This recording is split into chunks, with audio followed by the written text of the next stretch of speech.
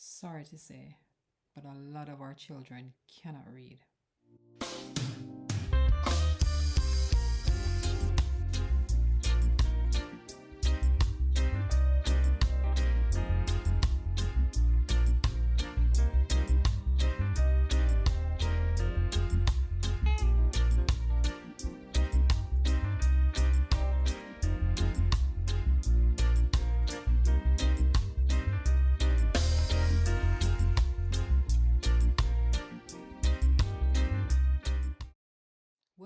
Welcome back to the channel, guys.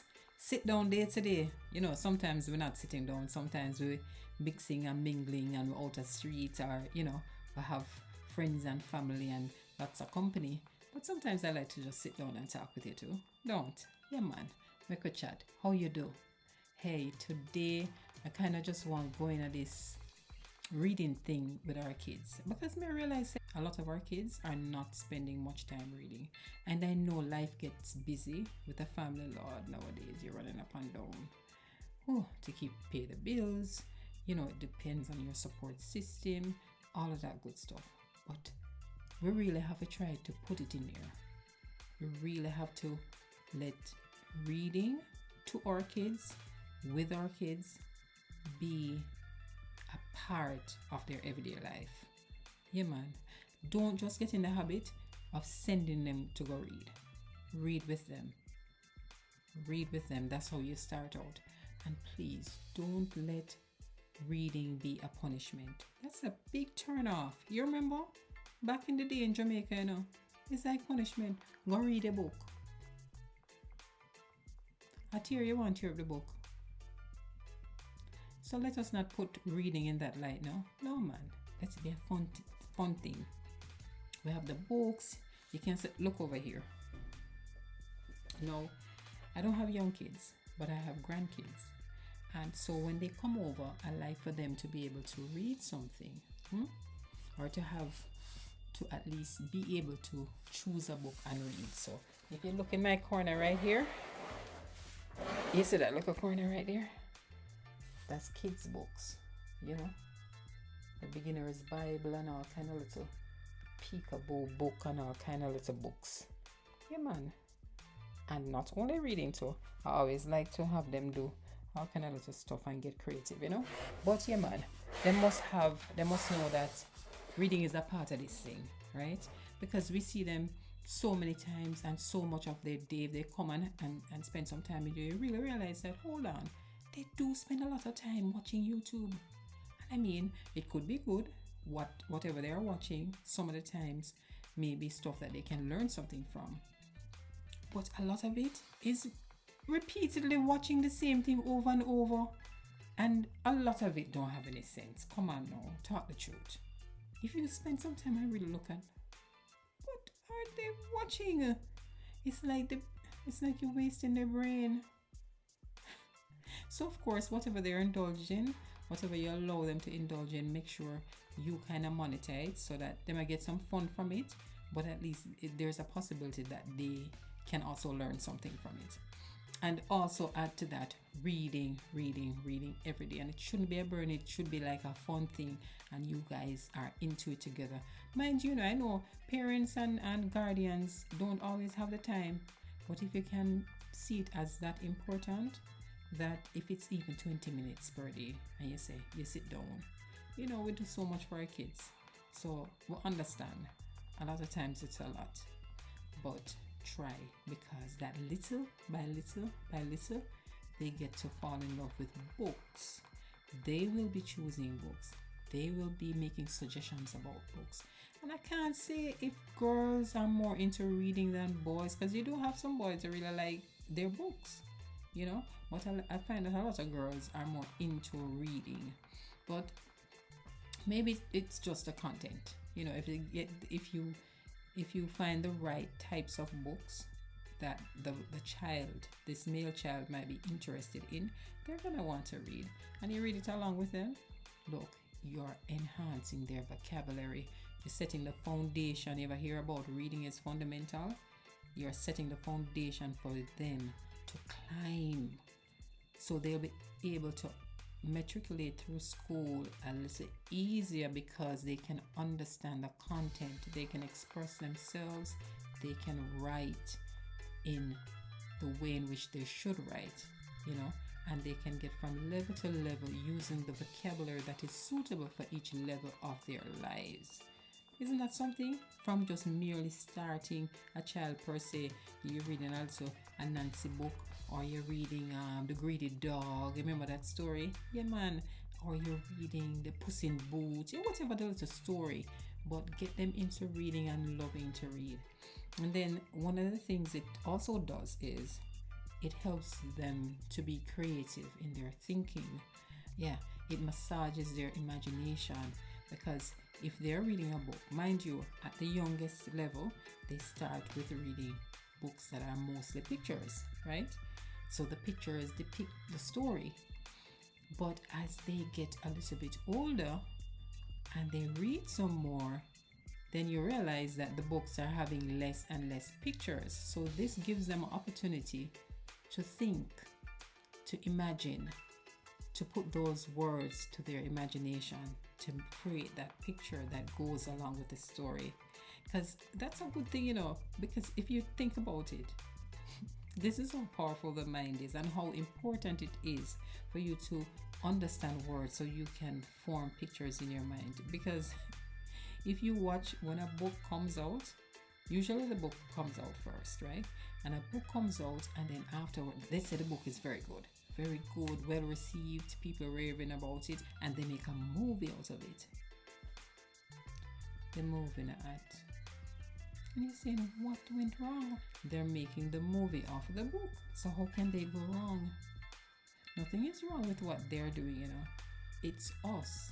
When we read the book, our imagination conjured up maybe this character that when they put out the movie, the character don't look like the one in our heads, or it's not as, you know, they're not as vibrant, or they're not as this or whatever. So they lack something, because in our heads we had the power to imagine, right? And to create based on the words. We created the picture and the character of this say main character, and then the movie flopped because of that.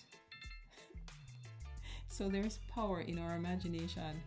So we have to give this to the kids, because we see that some of them even use it to write books of their own. Say, I think about this. My younger son, he didn't write a book, but he's creative. Both my children are. And the younger one, I just so happen to hear people telling me that my son has an article in this teenage magazine. And I didn't hear about it. People had to tell me. He didn't tell me. Lo and behold,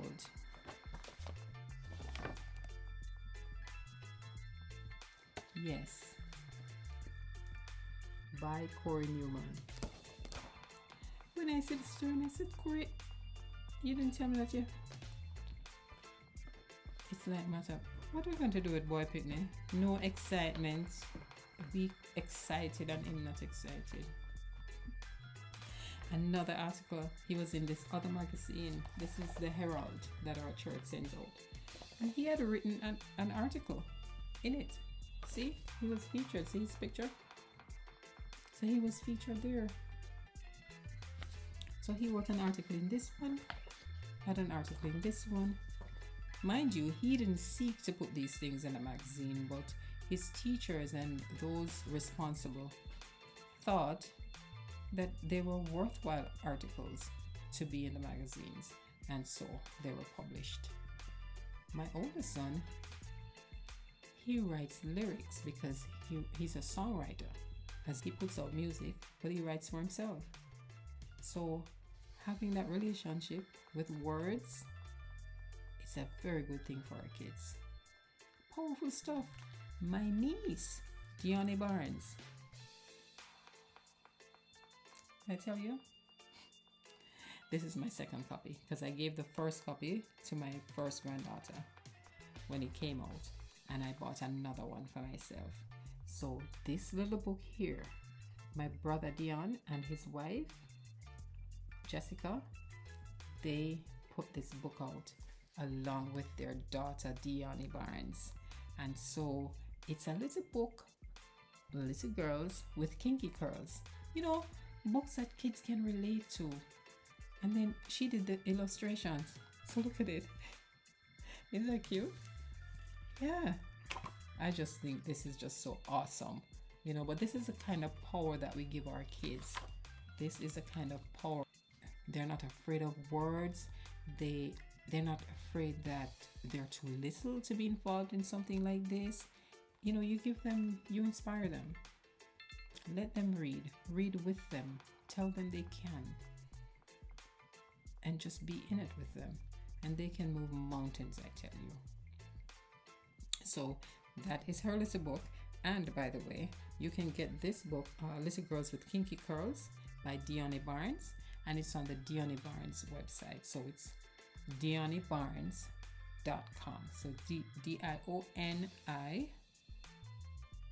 DIONI Barnes.com, and that's where you can get Little Girls with Kinky Curls. Nice. And I know a lot of other kids might be out there doing this, and if they're not, maybe later on they'll be inclined to. And then if they never wrote a book, they may just use that vocabulary to be powerful speakers, or to be business executives, to run their own little business, to be creative, to hold public speaking, to be, you never can tell where it can lead them, but give them that foundation and let them spend less time. Yeah man, a little bit of this and a little bit of that, but some of reading and reading out loud. Because you know, back in the day in primary school in Jamaica, we had to form a line in front of that teacher, and the teacher had that book open, so, and she's following along, you know, so you can't read no foolishness. So as you come up, it's your time to read, and she will stop you when she feel like it's right. It's either you're reading well good, fan you along, or if you're reading foolishness and I run past it, oh the boy said look, this is, oh the boy said look at the sheep, and he's in the no, you just a read and a run like, you know, say no full stop and no exclamation and no, the teacher's not having that. This is not just words just throw down saying just read them any old kind of way. No, we have to make words wake up and get off the pages and into our minds for reading to be enjoyable. So we have to learn to exclaim at an exclamation mark. We have to learn to stop at a full stop or a period. We call it period. So I'm very thankful for those old school teachers who instilled those things in us. And it's not willy-nilly, oh, at least him a read. No, not just at least him a read. Him for read good, or she for read good. So parents out there, grandparents, caregivers, teachers, let them do it the right way, man, because it will not leave them. And let them read out loud. That's the only way they're going to hear themselves read. They're going to hear how something sounds, so that when they are writing a composition, they're writing a short story, when they write 2 lines or a paragraph and they read it back to themselves out loud, they will hear how it sounds, because that's how it's going to sound to somebody else, right? So they can make their corrections. It's such a necessary part of vocabulary building and expression, and them just feeling strong and confident in delivering whatever they have to deliver verbally. I remember when we were kids in Jamaica in primary school, we go out on summer holiday. When we come back, we have to give a composition. Yes man, we have to give a story. Teacher wants to hear a story. And please, as the teacher once said in the class, this is your assignment, this is your homework. I want a composition about how I spent my summer holiday, and I don't want to hear anything about running in the meadow. Busted. Because a lot of times, you know, we read stories, our stories are read to us at that age, and we kind of embellish our little story with those, you know, meadow and foreign things that we hear about that we're not really experiencing, but it's because of the stories that we've been reading. So You see why storytellers such as Miss Lou and many Jamaican storytellers are very important. The stories that they tell, we as Caribbean people can relate to it, and our children can relate to it. And it's because it's life, you know. And I know you have a lot of children that travel and have experiences of being in different parts of the world and intermingling with different cultures of the world. Yes, but for the majority, our children must be proud and and the stories that they hear and tell should be relatable, because that helps them to understand and to feel confident and to feel good about what's theirs. So even when we use the dialect, because I remember in school, when we had our skits and our plays and we were doing our Louise Bennett, or we were doing, de, me say de, me say de. Yes, we used to do all the skits, man. So everything Jamaican, we had to be expressing ourselves and doing it the right way, because you see, the teacher instilled these things in us. We had to express, and because you're trying to convey a story, an emotion, a vibe from off the paper to the public, and it all has to do with the play of words, and you just don't get that overnight. So it's good for us to instill this in our kids, and like I said, they're spending a great deal of their time watching stuff, and you wonder if that spurs their creativity. It may harm it more than doing good. What do you think?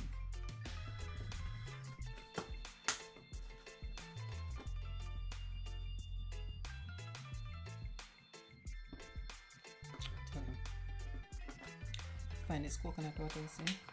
It's very close to the coconut water where the man used to sell right outside of Pablo's. So so the man that still sell coconut water in front of Pablo's? I mean, at least up until like maybe 4 years ago, yeah. I think was the last time I went out there. And the man was still there selling coconut. This one used to get a cold jelly. It was very pleased when I go down there and said the man I said the coconut jelly. Me and the man have big time conversation. I asked him about his son and everything. How are you that? Jamaica. We form a relationship with people quick. Yeah, man, it was very refreshing to see. You hear the word refreshing? The coconut was refreshing too. So, big up yourself, big man, if you're still out there. Yeah, man. I mean, the pit them read, man. Let them read. Let them read in our dialect. Let them express themselves in our dialect. And let them learn how to read with expression our dialect. Because, so our dialect full of expression and the vibes. I read that, Yes.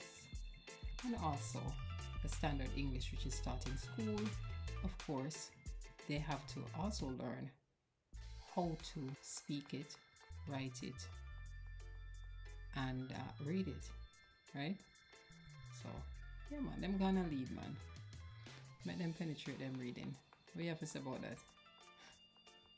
Reading is fundamental, so we say. See you next time. Thanks for joining me. Drop me a comment, huh? Later.